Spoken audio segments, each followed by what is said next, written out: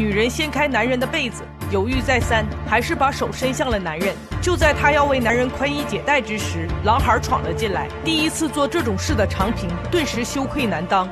公主，我很担心他。你不用害怕，我有办法救援公子。真的？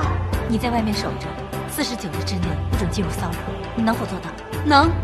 长平当即让狼孩出去守关，无论听到什么声音都不能闯进来。原来袁若飞被阴阳教主打成了废人，长平无意间在七绝斩的秘籍中找到了为袁若飞疗伤的方法，只要有内力深厚的异性，在辰时和申时将内力注入体内，749日后就可以重铸经脉，恢复武功。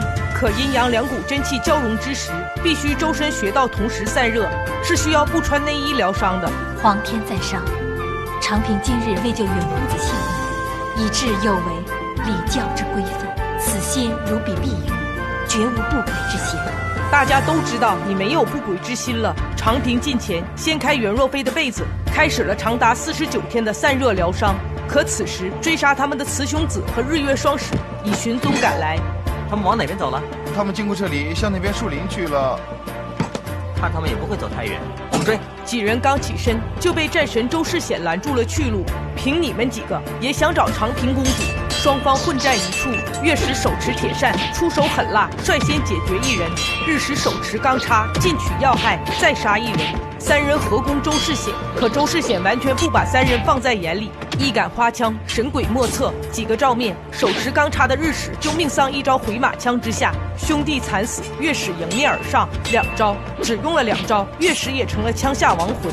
不知死活的娘炮，这个拔剑姿势练了3年多。周世显拉开架势，慈兄子率先出手，迎面而上。周世显身经百战，一杆花枪更是刁钻多变，让人防不胜防。几番交手，周世显就以一招游龙出海锁定胜局。以你这样的功夫，我也想找袁若飞。周世显收枪，本想放慈兄子一条生路，他竟然使出背后偷袭，又是一招回马枪，真是活拧歪了。这时袁若飞已经醒了过来，长平公主的疗法果然神奇，但她还有几分羞涩。袁公子，你的脉里已经平稳很多了，不用多久，你的病就完全康复了。多谢公主。袁公子，你客气什么？长平吩咐狼孩去买些饭食回来，我们又要开始疗伤了。狼孩来到街上，刚巧遇到了周世显。周世显时刻记挂着长平，狼孩当即把他带回了皇陵。公主好吗？好，不过这个时候公主一定在少爷房里。两人来到密室前，周世显当即就要进去，被狼孩拉住。哎，马爷，不要进去，公主吩咐不要骚扰他们。狼孩让驸马还是在门口等他们出来，转身去准备饭食了，还不忘记再次回头叮嘱周世显：马爷，记住啊，门开，请不要进去。周世显为人坦荡，没有多想，在门口苦等了3个时辰。突然密室内传出了嘶吼声，袁若飞跑了出来。宝儿，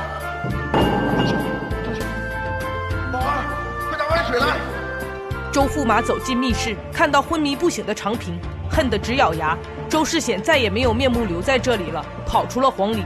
袁若飞也顾不上周世显了，照顾长平要紧，给长平喂下一口水，总算有所缓解。袁若飞知道周世显一定是误会了他和长平，但长平为了给自己疗伤，已经元气受损，周世显来过的消息绝不能让他知道。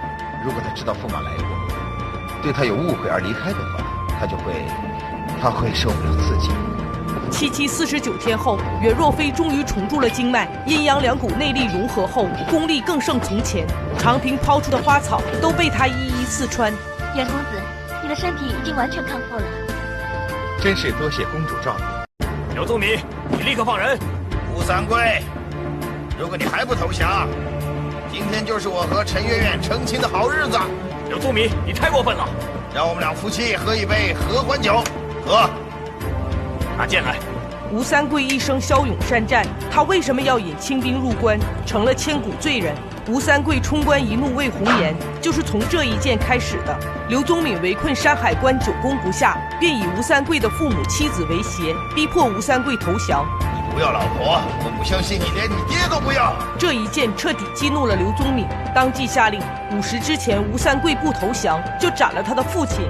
看着父母妻子被带走，吴三桂下令出城营救。可副将认为此时冲杀出去就中了刘宗敏的诡计，闻言，吴三桂也认为敌军不敢动自己的父亲，因为这样做对刘宗敏毫无益处。可这个目不识丁的刘宗敏不按常理行事。吴三桂，无事已到，快点出来投降！三桂，不要投降！见吴三桂无动于衷，军师下令行刑。吴三桂还是坚信刘宗敏不敢动手，因为这一刀落下去，两军就再无缓和的余地，成为一战到底的死敌。却不想手起刀落，老太爷身首异处。吴三桂在父亲灵前立下重誓，一定要和李自成、刘宗敏一战到底。两阵交锋，可以在阵上一决雌雄，他怎么可以逼害我的家人呢？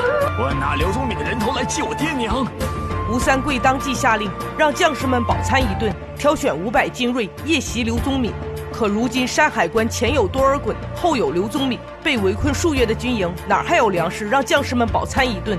将士们每天都是靠野菜草根为生，所谓饱餐一顿，就是每人1碗稀粥。又是粥水，这场仗我们肯定输啊！将士们哀声载道，但吴三桂确实是个军事奇才，看他在粮草不济、腹背受敌的情况下是如何排兵布阵的。命骑兵营在战马的脚上裹上麻布，这样就能悄无声息地接近敌营。接着命长枪营在两军交战前，长枪的枪头一律背于身后，避免枪头折光反射惊动敌人。再将白天对饭食不满的2位副将重责100军棍，以免扰乱军心。今晚出击，如果有人临阵退缩，一律军法处置。是。